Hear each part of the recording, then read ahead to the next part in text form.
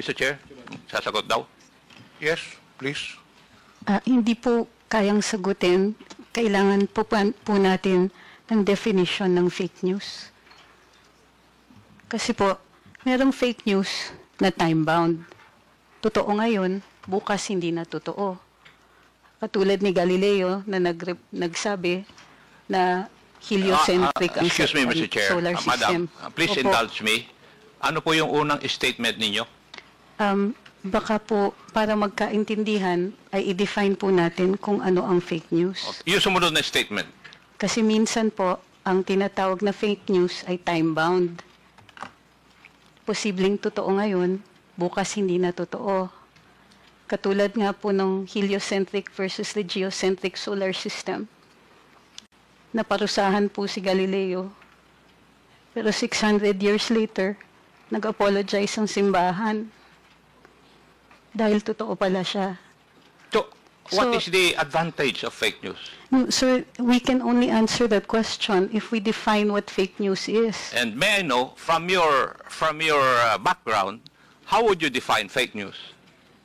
Sir, that's one of my problems with the proposed legislation, is that it is very difficult to pin down a definition for fake news. May I know, Marami may I po know akong what binasa. proposed legislation are you talking about? Sir, Representative Ace Barber says that he proposes regulation, a regulatory framework for social media to combat fake news.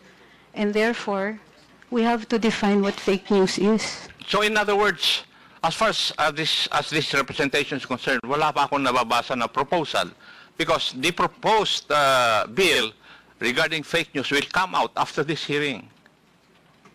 Yes, sir, but you're already asking us questions on fake news. Yes, kaya nga, kasi that is why we're holding this para magkaroon po kami ng clearer understanding kung bakit, ano ang fake news, ano yung ill effects ng fake news, ano ang advantages. That's why I'm asking, ano ba ang advantage ng fake news? Para we can balance it.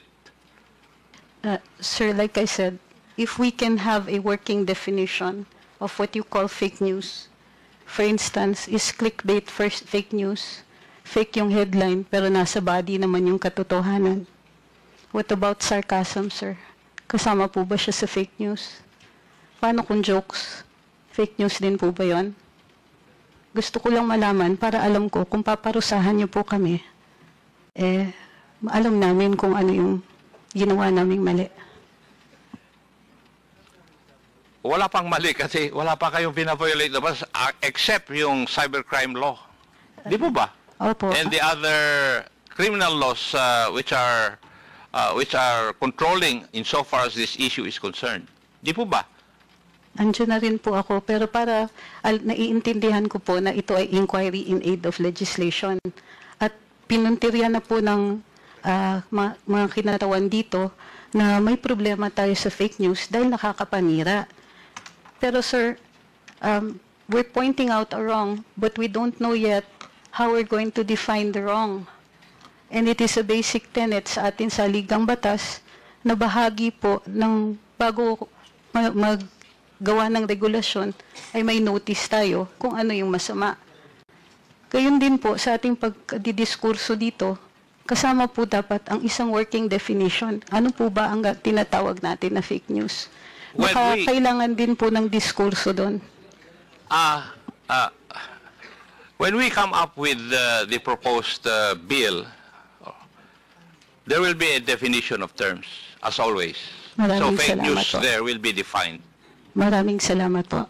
Yes, that's the protocol of this legislative body. Whenever we come up with bills, we have a portion of that bill which define the terms embodied in the proposed bill. So nandun, i-define namin.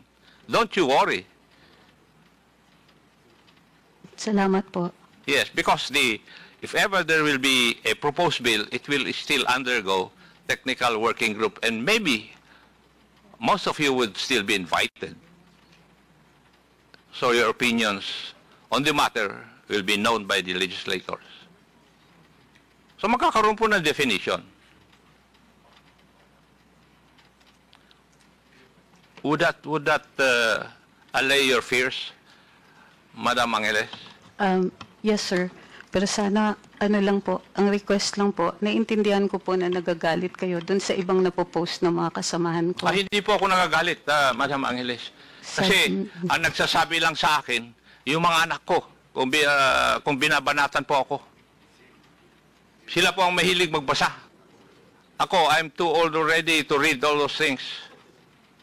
Naiintindihan ko po, sir. Pasensya na po kasi bahagi rin po ng pagde-develop ng ating komunikasyon, ating bagong teknolohiya na tinatawag nating social media, pati po yung values nagde-develop din.